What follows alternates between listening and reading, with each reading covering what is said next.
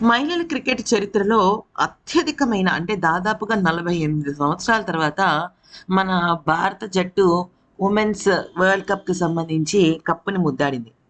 అయితే ఐసీసీ మహిళల cricket world cup 2025 final విజేతలకు ఏకంగా రూ. 39.7 కోట్ల అందవేయడం జరుగుతుంది.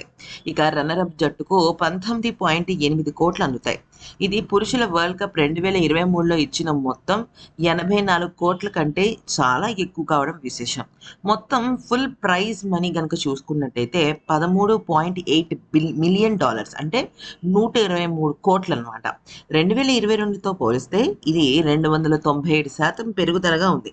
2022లో విజేత ఆస్ట్రేలియాకు సుమారుగా 11 కోట్లు లభించగా, ఇప్పుడు అది 39 కోట్లుగా పెరిగింది. అంటే విజేతకు దాదాపుగా 40 కోట్ల వరకు వెళ్తుంది. 39.7 అంటే 40 కోట్లనమాట.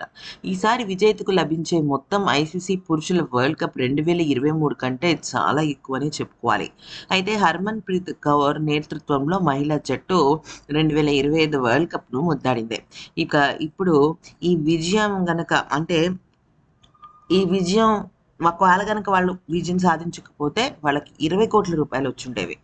ఏది ఏమైనప్పటికీ కూడా బీసీసీఐ కానీ, ఐసీసీ కానీ మహిళల జట్టుని ఎంతలాగా ప్రోత్సహిస్తోంది అంటే అత్యధికమైన పారితోషికాలు ఇవ్వటము అంటే ఖచ్చితంగా వాళ్ళ ఆటను గుర్తించి మంచిగా వాళ్ళకి రివార్డ్ ఇవ్వడమే అనేది నా అభిప్రాయం.